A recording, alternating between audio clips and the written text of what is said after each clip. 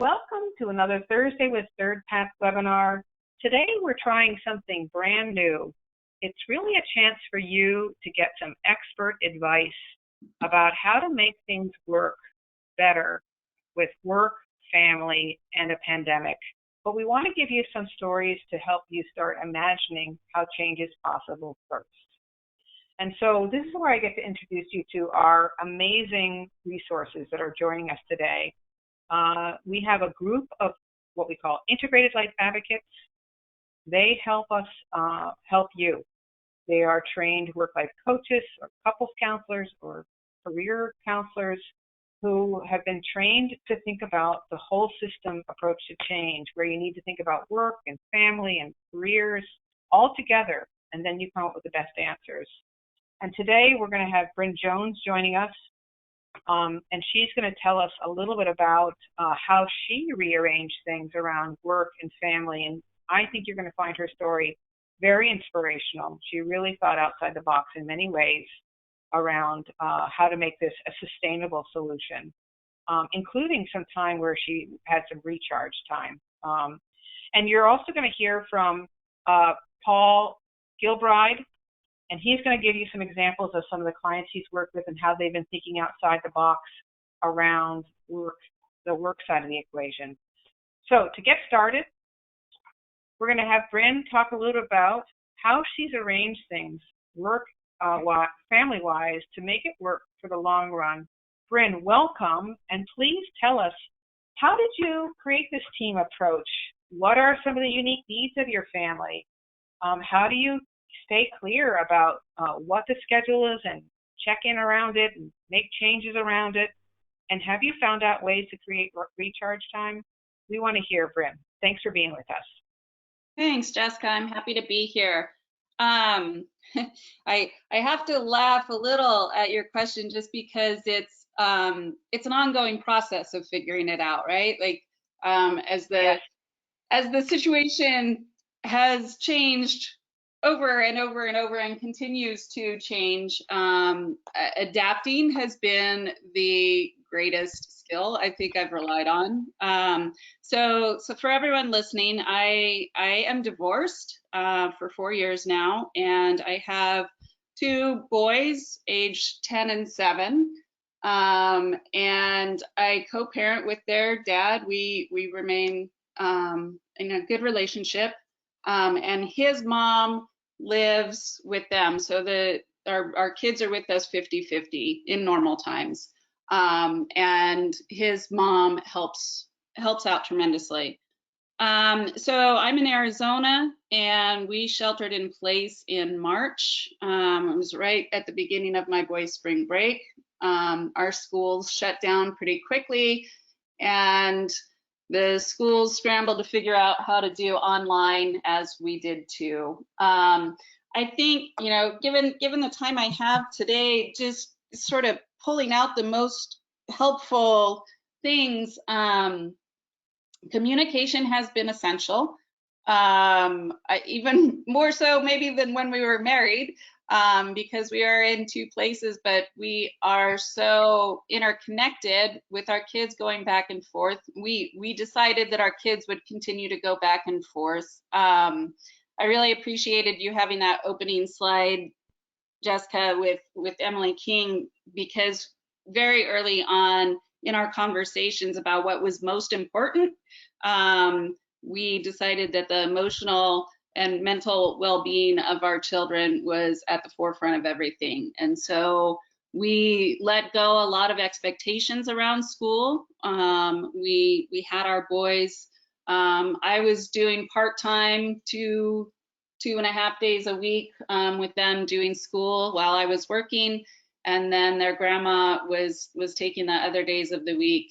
But we all agreed that if school became too stressful, then that was going to be let go, because we really wanted our boys to feel connected to us, and really make it through this with feeling loved and cared for. That was the most important thing. So that became really sort of our North Star.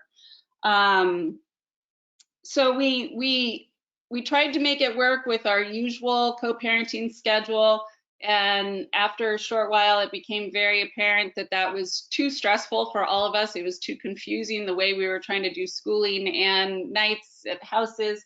So we adjusted the schedule and made it a little more simple. And we've been continuing to use that schedule.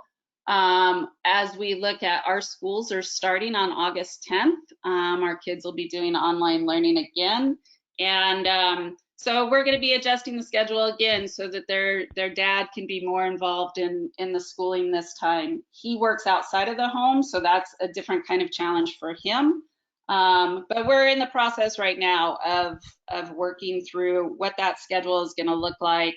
And you know, I know my time's just about up, but I just want to slide in there. The self-care piece has been huge. Finally took a couple weeks off, even though I wasn't going anywhere. Staying home really made, having that break just made a huge, huge difference, and a really good reminder of how important getting a break is. So, Yeah. so much more to share, Jessica, but I know that's my time, so I will wait for questions to share more. Good. Good. Well, and again, I just want to underscore what I hope you've heard in Bryn's story is, here are two parents. They don't live in the same house, but they figured out how to create a team approach. And they thought about the age of their kids, and they thought about school, and they came up with something that Bryn said, described as a North Star. What's most important? And they decided their North Star was the emotional well-being of their children. And so they wanted to work together to kind of make sure their children had a solid emotional well-being as they go through difficult times. What a beautiful thing. And they've really worked collaboratively to kind of think about how to do work differently and family differently. And yes, Bryn, recharge time is so connected to emotional well-being. So, you know, really kudos to you on all the excellent thinking you were doing around all this, and continue to do, as you said. It's all about adaptability. It keeps on changing. It's hard to know. It's all about communication. So yay for you guys to model that so well to your children too. So Paul, you are doing a great job. Paul, you're going to share a couple stories about people who've thought about how to do work differently. Because again, one thing I've heard from parents is that if they're trying to do even, let's say, you know, they're not even worried for their jobs. They're not even worried financially. They are able to work remotely, but they're both doing full-time jobs. And then they're also trying to do remote learning with their kids. What I've heard from parents over and over and over again is that trying to make that all, smush that all into the same space, they get to the end of the day and they're spent and they're exhausted, yet their kids are in need of X, Y, and Z. And to me, it feels like a recipe for disaster. So it's trying to figure out a system, I think, where work takes up some of our energy, but not so much of our energy that we don't have time for our families and for some of the remote learning that has to go on. So I'm curious to hear what you've been learning about, Paul. These are not easy issues. Tell us some stories. What have you been learning? And what do we continue to learn? Thank you, Jessica. Thanks for the opportunity to share some of the experiences that I've been seeing with clients. So the story I'll tell is about a couple that we started working together pretty early on in the COVID crisis, when we were all being quarantined and kids were being taken out of school.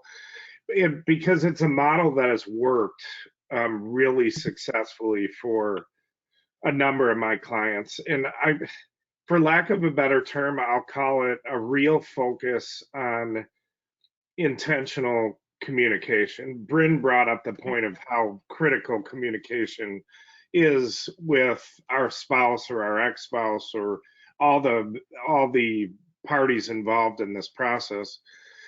But what they ended up doing is we put them on a real intentional communication schedule with each other. So they would meet on Sundays and try to make it a fun thing, whether it's in the evening, where they're having a glass of wine or whatever, if they're able to get that time, and really look at, here's my schedule next week, here's your schedule, here's the kids' schedule. How are we going to do this now? And so they would be very intentional about, okay, if there's two interlapping meetings, they would have a discussion about which was more important. They would have a plan going into the week. And then if someone had to miss a meeting at their work, or they would communicate with their boss or whatever, and say, here is our schedule. I'm not going to be able to do it. What's a workaround? So they knew exactly going into the week kind of what the plan was. But then they also recognized, and again, Bryn said this so beautifully too, that it changes constantly. And so they also made it a priority to meet every morning for 10 or 15 minutes. Here's the original plan. What has changed? Is the schedule still the same? If so, let's execute. Who's going to be with the kids when, who's going to be on their calls, but one of the really critical things that they did was they had a plan for when this whole thing got blown up. So, Jessica, you talked about someone you talked to that had meetings that were just planned kind of randomly, that came up maybe within, a couple hours. So in a case like that threw their schedule off, they had already pre-planned, how do we want to be with each other in those moments? Because let's face it, and this is why I call it intentional communication.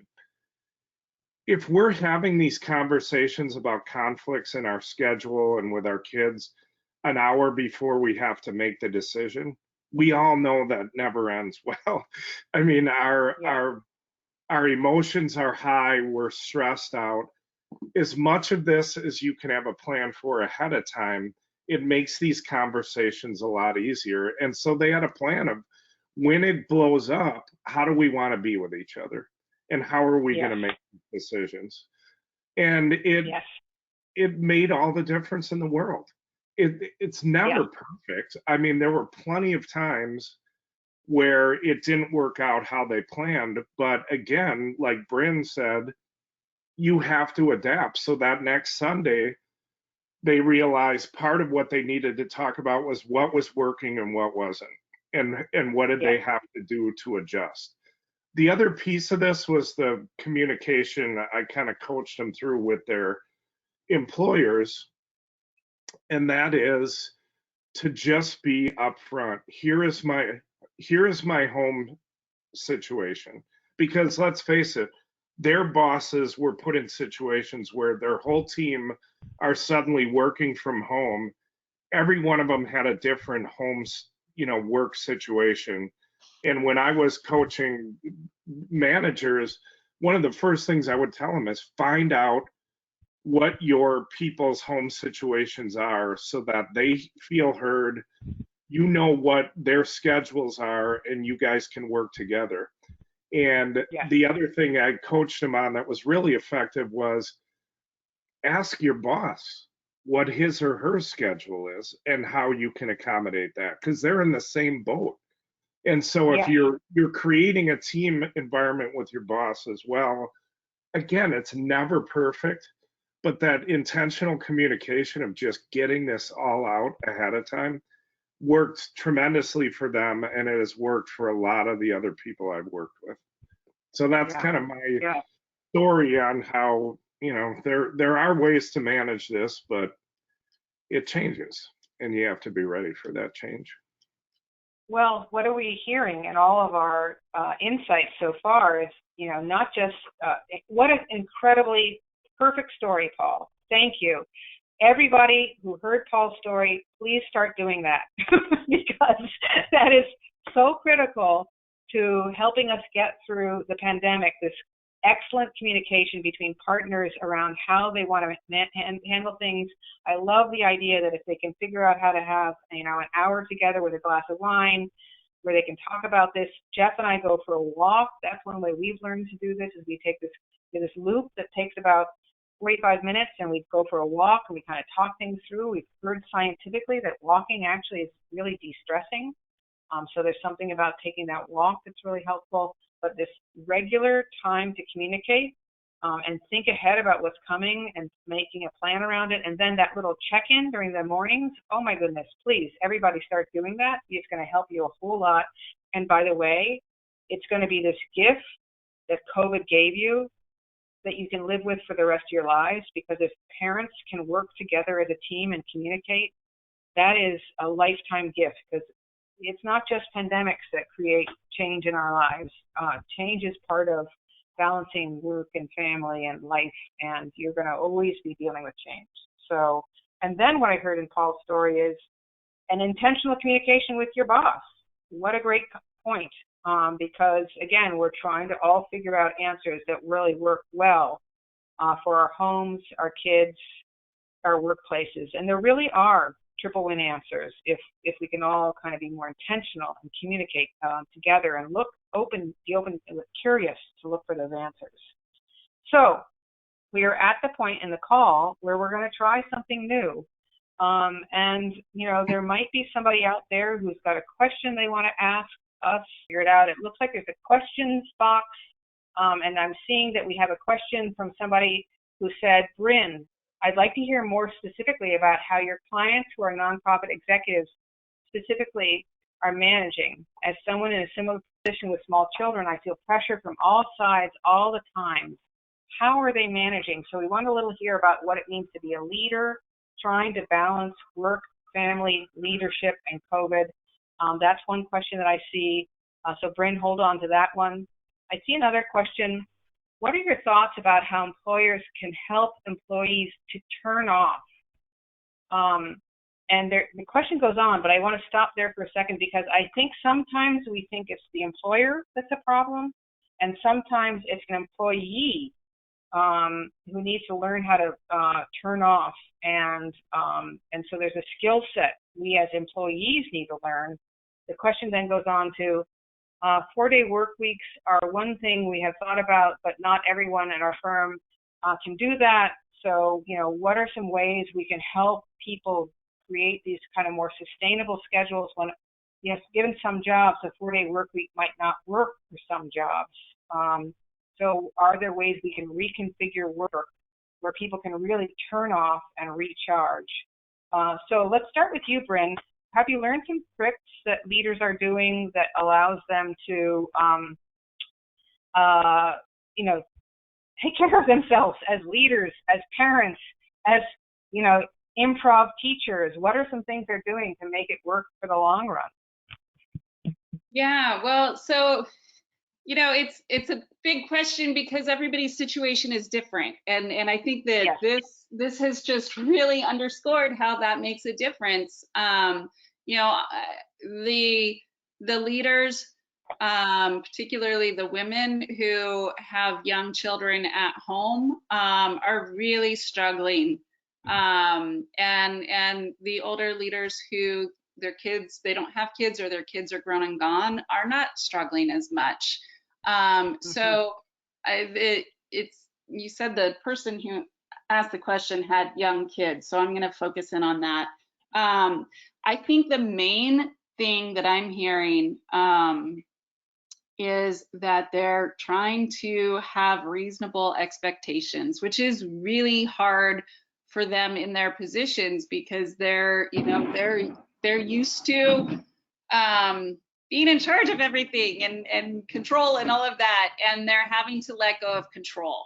They're having to say, I cannot do the amount that I was doing before. Even if demands are higher, I need to lean more on other staff who have capacity, or I just need to pause some things or let go of some things. I think just that reckoning with what is really possible, it's a real struggle, and that's where they're really finding some wiggle room. That, coupled with, they are now, more of them are starting to take some time off. which is helping them get some perspective and some breathing room. And some of them are still, you know, calling on outside help. I'm thinking of one who, despite the risks of having an outside babysitter, they rely on one full time. And in fact, she got COVID, and they all had to put things on pause until the babysitter was better. Unfortunately, the babysitter got better fairly quickly. But you know, everyone's having to figure it out differently. So Yeah. Well, what I want to add to that is, you know, as a leader of a nonprofit, I'll add my 2 cents, and then Paul, I want to see if you want to add a couple of thoughts too. It reminded me about why we use the concept of a battery, because each one of us only has a certain amount of energy, period, end of story. And so we can't say, I'm going to do 50 things, but you only have the energy for 20, and 10 of those things are family things, and 10 of those things are work things. And so as a leader of a nonprofit myself, I had to get really, really good at saying, what am I going to let go of? What can I not do? What's the most important use of my time? We literally had to stop doing, a number of years ago, we just put a big event that we had planned to do on hold because we just didn't have the resources to do it. Now, I realize that some nonprofits might be dealing with some really terrible things, like they're really just trying to stay alive, stay afloat, and that can be, you know, much harder to make some decisions around what they can and can't do. But it's recognizing that each of us has only a certain amount of energy, and the more we as leaders model that we can't do it all, but get some resource to help figure out what's our most important work and what can we let go of or let go of right now, the more we're modeling to our employees to do the same thing, and that hopefully all of us will kind of zoom in on what's most important and let go other things that we shouldn't be focusing on, because we have only X amount of time. And you know, we had more put on our plate with the pandemic.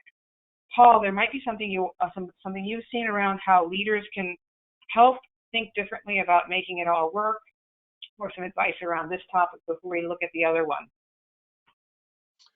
Well, I'll just reiterate the what you and Bryn mentioned, and that's you have to adjust your expectation. I mean, frustration is a function of expectation. And so if you expect to accomplish or have the same things happen that pre-COVID and have them happen now, you're kind of setting yourself up for failure. So it can be little things like, I have this conversation with clients all the time, say screen time for their young kids.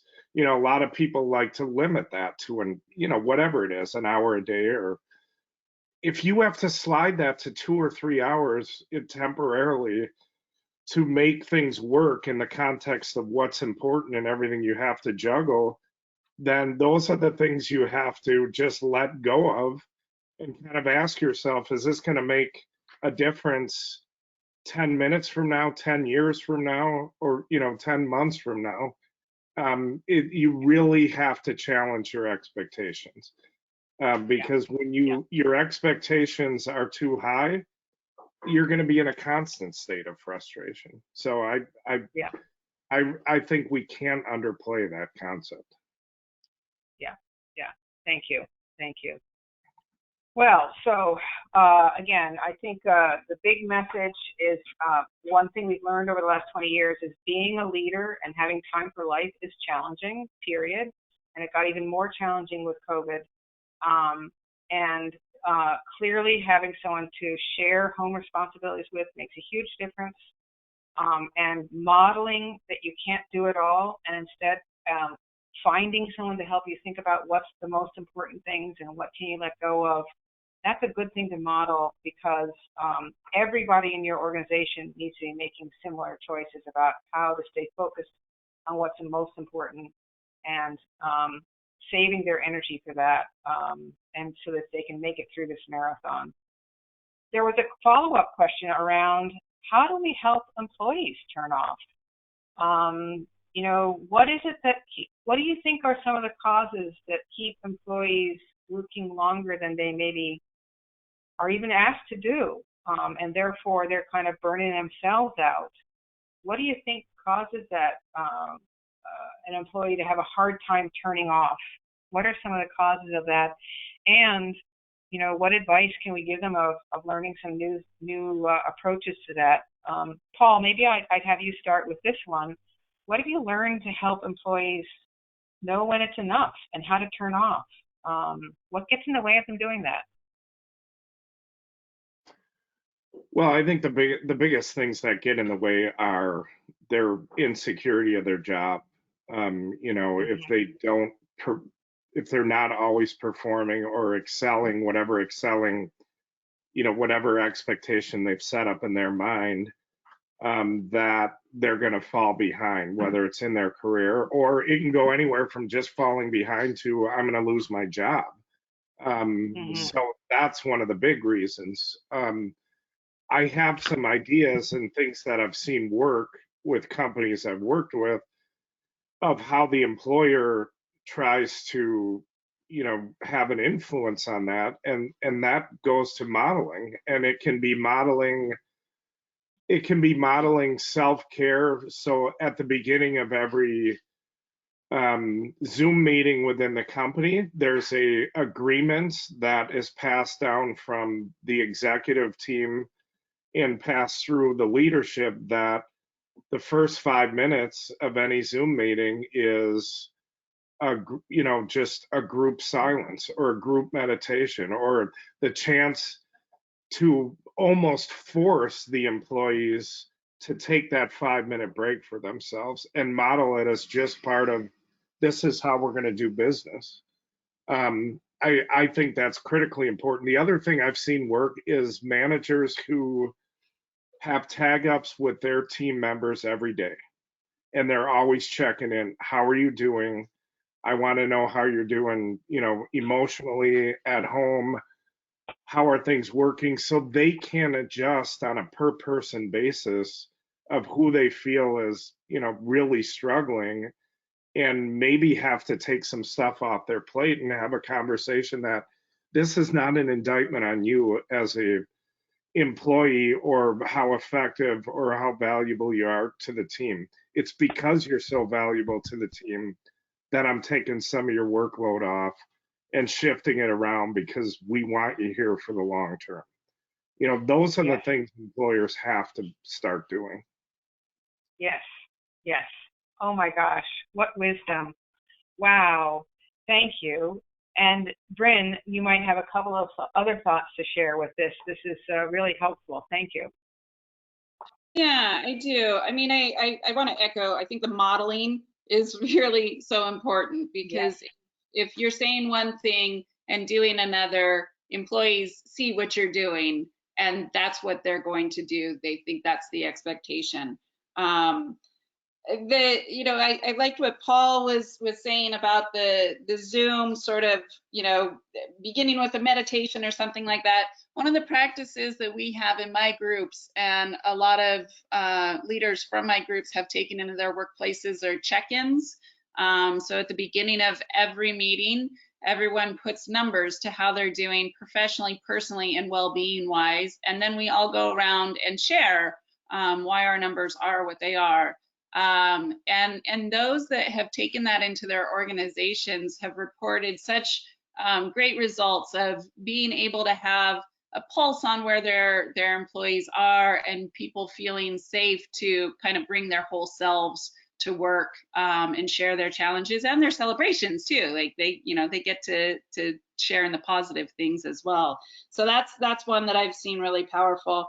I'm also seeing some of my leaders just reducing the number of hours. Some are, forced to by budgets, but others are just saying, look, this is a really challenging situation. Our expectations are, instead of working 40 hours, you'll be working 30 hours.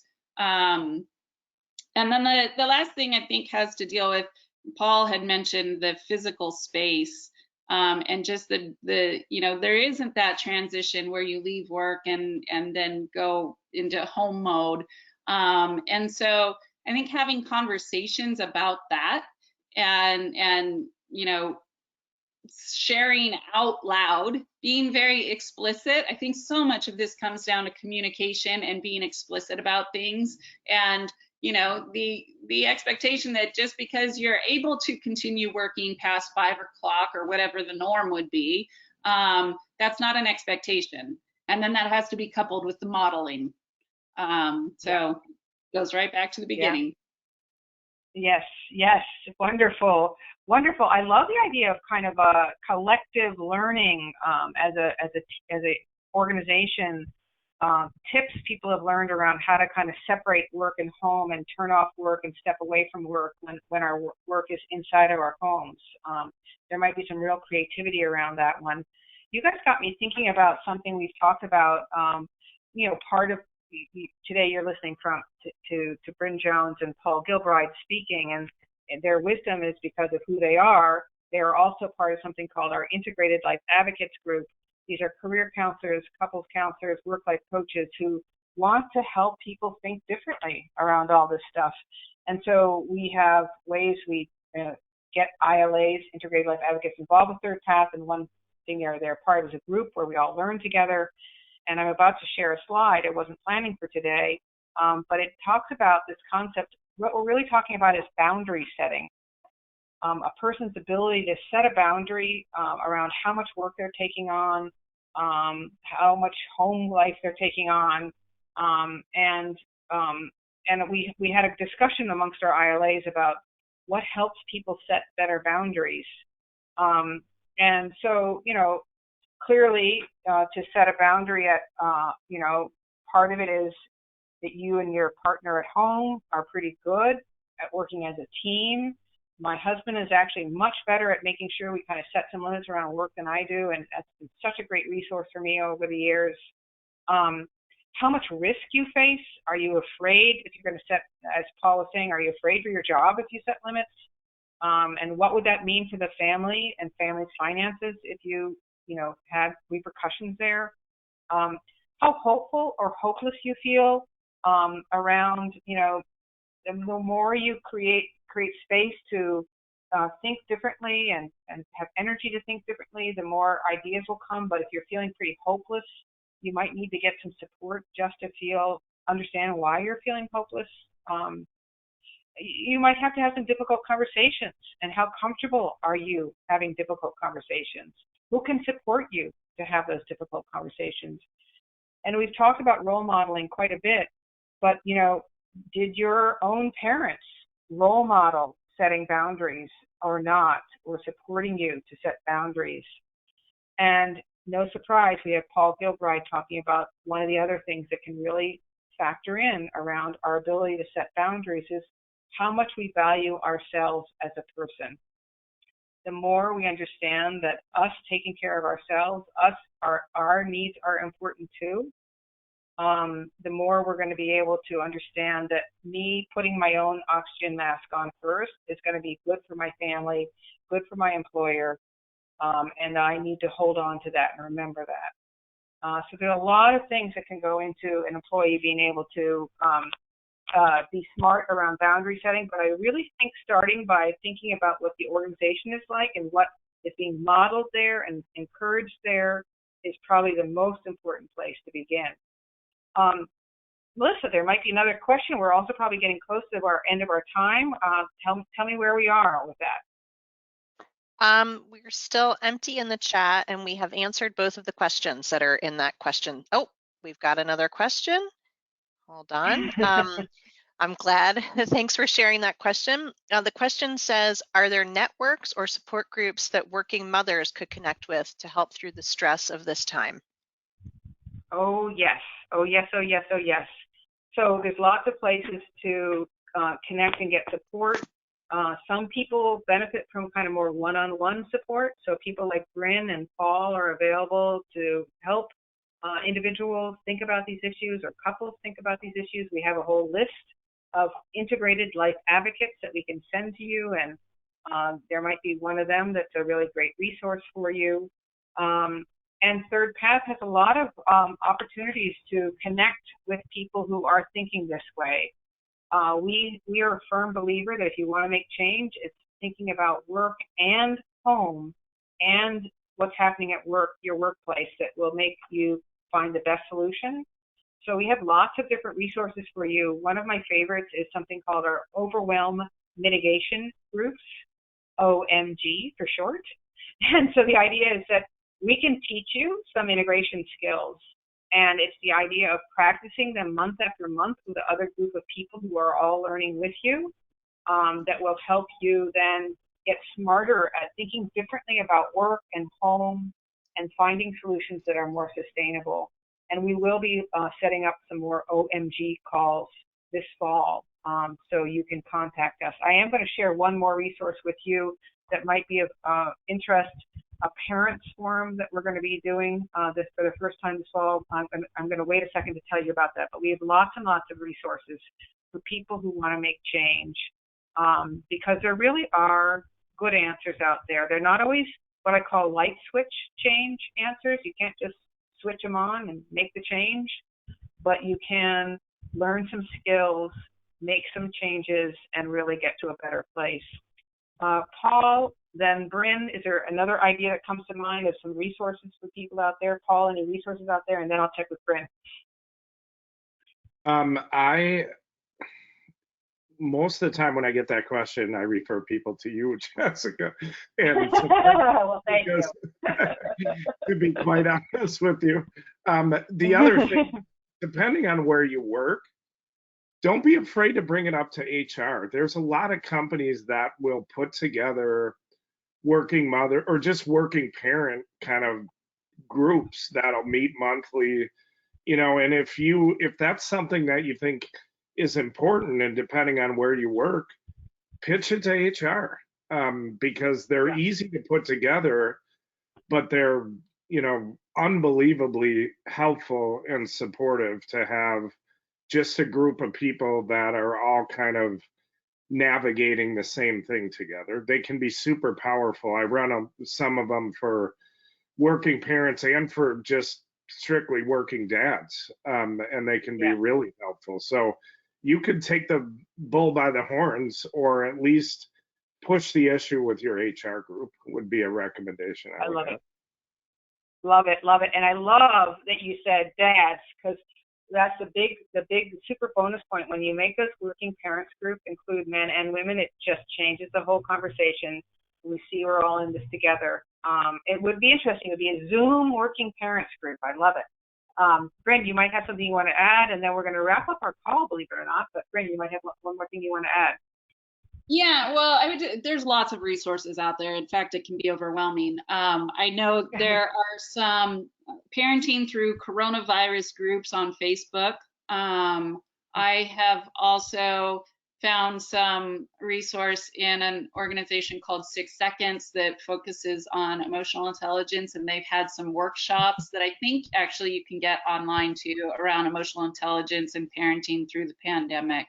There's even some stuff for single parents, which has been helpful to me. But I think for me, the most helpful thing is just to remember who is already in my community and reaching out to those people. I mean, one of the beautiful things about Zoom and being able to connect differently now is that I can bring together moms I know in Portland, San Francisco, and Tucson, and we can have a conversation about what's going on and what's working for us and what's not. And so just using your own community supports, your friends and family, is one we often overlook. Yes, absolutely. Wonderful. Hey, if you guys liked listening to Bryn and Paul today and saw them as the amazing, wise people that I see them as, they are going to be part of this first ever parents forum that we're going to be having. And we've tried to break it into 2 half days to make it possible for parents to participate. It's only going to be 30 people who can participate. We're keeping it very small. It is obviously virtual. And we are going to have it be a day where if you and your partner want to be part of a virtual experience and start thinking about these ideas, we are going to have an event for you, and you can email us and we will tell you more about it. So it's our first ever parents forum, and Bryn and Paul will be helping us with it. And if you want to learn more, you know how to reach us. So we're at the end of our call. This has been fabulous. One of the things I was trying to figure out was if it went really well, would we repeat it? And I think the idea is yes.